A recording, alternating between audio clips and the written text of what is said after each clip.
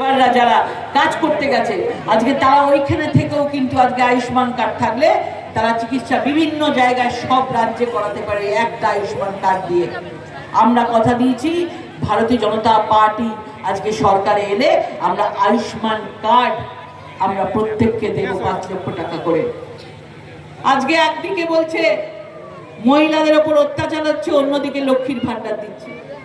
আপনারা বলুন 1500 টাকা লক্ষ্মীর ভান্ডার মানে উদ্ধার করে দিয়েছে সবাইকে উদ্ধার করে দিয়েছে। 2021 থেকে দিচ্ছে মানে আমি উদ্ধার করে দিচ্ছি। আর কি চাও? 1500 টাকা করে দিচ্ছি, এই নিয়ে খুশি থাকো, এই নিয়ে খুশি থাকো, আর কিছু করতে হবে না, কোনো ইন্ডাস্ট্রি করতে হবে না, কোনো যুবকদের চাকরি দিতে হবে না।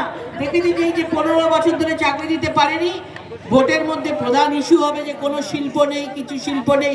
যুবকরা যদি অশান্তি করে ভোট না দেয়, কি করলো?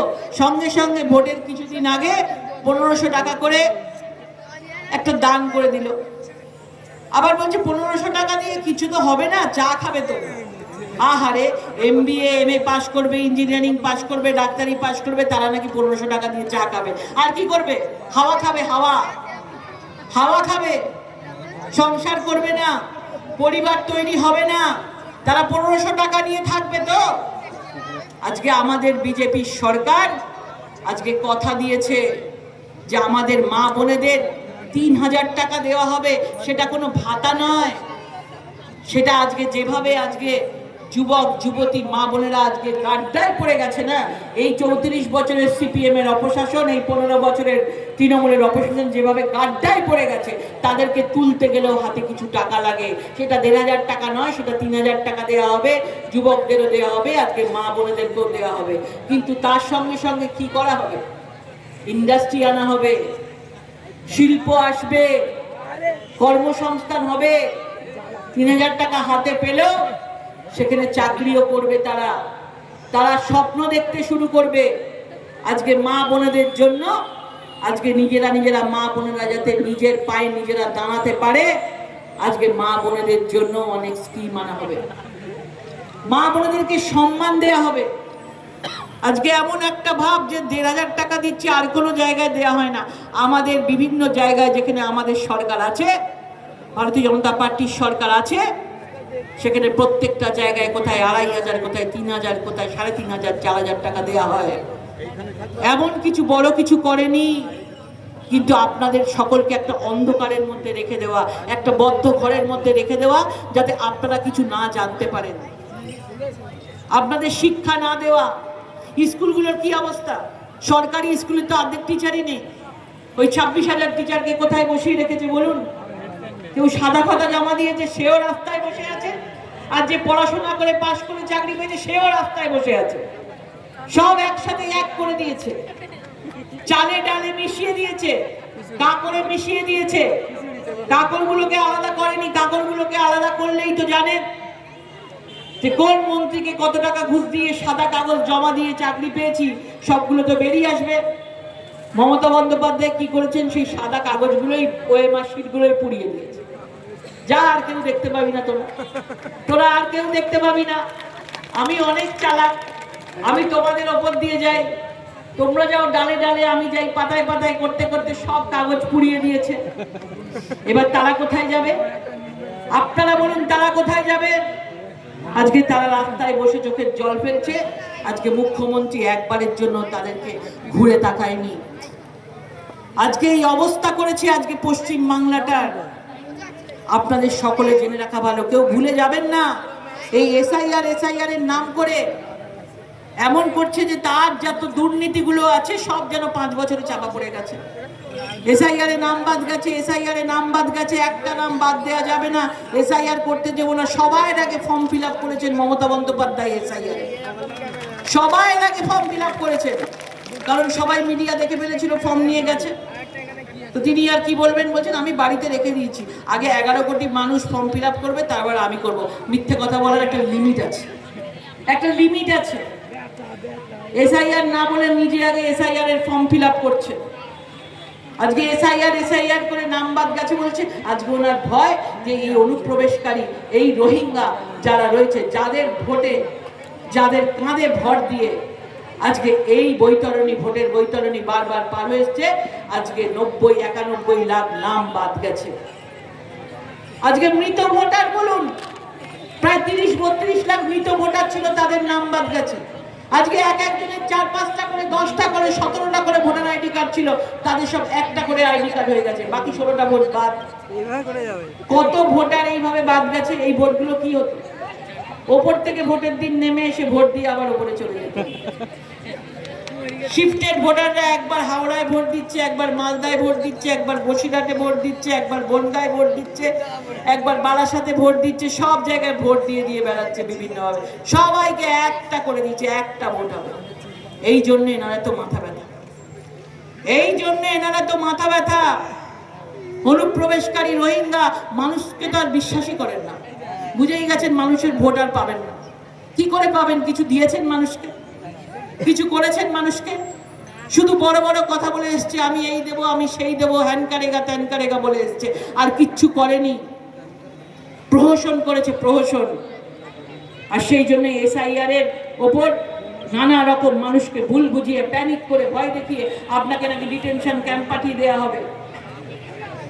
এই যে নতুন রিসেন্টলি পার্লামেন্টে বিল পাস করাতে গেছেন, আজকে মমতা বন্দ্যোপাধ্যায় একজন মহিলা মুখ্যমন্ত্রী হয়ে আজকে লজ্জার কথা, সেই বিলটাকে আটকে দিয়েছেন। আর বলছেন দেখো আমি মোদী সরকারের বিলটাকে আটকে দিয়েছি। কি মহান কাজ করেছেন একজন মহিলা হয়ে, মহিলাদের বিল আটকে দিয়ে বলছেন বিরাট কাজ করে ফেলেছি, মহিলাদের বিলটাকে আটকে দিয়েছি। লজ্জা করে না? লজ্জা করে না? উনি মনে করছেন একটাই পোস্ট থাকবে, বাকি কেউ থাকবে না, একজন মহিলাই থাকবে, লিডার একজন থাকবে, আর কোনো লিডার তৈরি হবে না। নরেন্দ্র মোদীজি সবসময় বলছেন যে মহিলাদের ডেভেলপমেন্ট, মহিলাদের বিকাশ হবে, কিন্তু এখন মহিলাদের নেতৃত্বে মহিলাদের বিকাশ হবে, মহিলাদের নেতৃত্বে সমাজের বিকাশ হবে, মহিলাদের নেতৃত্বে বিভিন্ন জায়গায়, পাড়ায় পাড়ায়, কোনায় কোনায়, শিশু থেকে শুরু করে সব জায়গায়, স্বাস্থ্য, শিক্ষা, সব জায়গায় মহিলাদের নেতৃত্বে বিকাশ হবে। আজকে তার পছন্দ হয়নি। আজকে উনি ডিলিমিটেশন বিভিন্নভাবে অজুহাত দেখিয়ে আজকে এই বিলটাকে বন্ধ করে দিয়েছেন। আপনাদের সকলকে এখানে বলবো, যারা এখানে রয়েছেন, আপনাদের একটা কথাই বলবো, আপনাদের কাছে লাস্ট সুযোগ এসছে, ভুলে যাবেন না। এইবারে ভোট জিততেই হবে। এবং আমরা জানি আজকে ভারতীয় জনতা পার্টি 2026-এ পশ্চিমবাংলার বুকে সরকার গড়ছে এবং এই বাদুড়িয়া বিধানসভা কেন্দ্র থেকে আমাদের প্রার্থী মহাশয় সুকৃতি কুমার সরকারকে পদ্মফুল চিহ্নে ভোট দিয়ে আপনারা জয়যুক্ত করুন। দেখতে পাবেন সন্ত্রাস মুক্ত বসিরহাট হবে, দেখতে পাবেন ট্যুরিজম আসবে, মানুষ আসবে। আজকে এই সুন্দর বসিরহাট, এত সুন্দর জায়গা, বিভিন্ন জায়গা আমি আস্তে আস্তে দেখছিলাম, এত সুন্দর সবুজ, এত সুন্দর জায়গা। আজকে ট্যুরিজম হবে, আজকে রাস্তা হবে, আজকে শিক্ষা থেকে শুরু করে শিক্ষার জন্য স্কুল হবে, স্বাস্থ্যের জন্য স্কুল হবে। আজকে সর্বোপরি যেটা বলে গেছে, মহিলাদের জন্য মহিলাদের থানা, মহিলাদের জন্য মহিলা স্কোয়াড, কমিশন তৈরি করা হবে, দুর্গা বাহিনী তৈরি করা হবে, মহিলাদের জন্য আলাদা সবকিছু ব্যবস্থা করা হবে। এ রাজ্যের মহিলা মুখ্যমন্ত্রী যেমন ধরে ধরে মহিলাদেরকেই বেছে বেছে আজকে সবচেয়ে বেশি অত্যাচার হয়, আজকে সেইখানে মহিলাদের হাতেই নরেন্দ্র মোদী সরকার বাটন তুলে দেবেন, মহিলাদের হাতেই ত্রিশূল তুলে দেবেন। মহিলারাই অশুভ শক্তিকে বধ করে মহিলারা শুভ শক্তির সূচনা করবে, আমাদের বাংলার মা দুর্গা, মা কালীর মতো। সেই জন্য এখানে সকলকে বলবো, এবারে মিস করবেন না। যতই ধমকি দিক, যতই হুমকি দিক, বুথে বুথে নিজেদের লোক রাখুন, বুথে বুথে পাহারা দিন।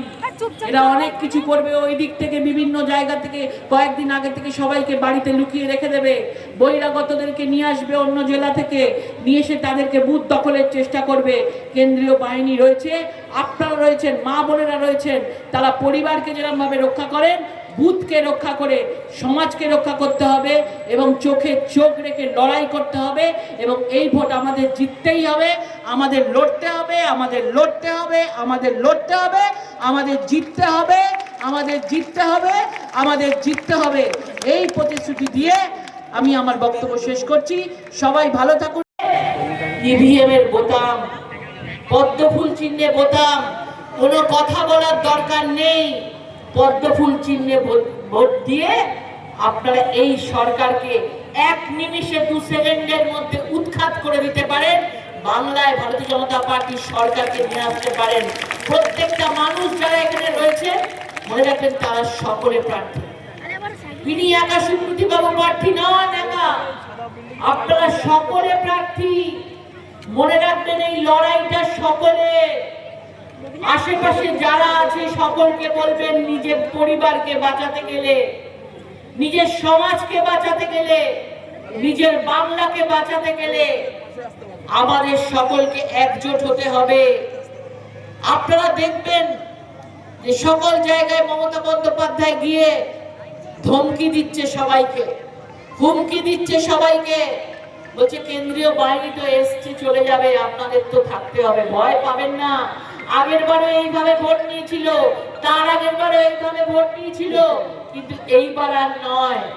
কেন্দ্রীয় বাহিনী এসছে কারণ আপনারা যাতে সুষ্ঠুভাবে ভোট দিতে পারেন, ভয় পাবেন না।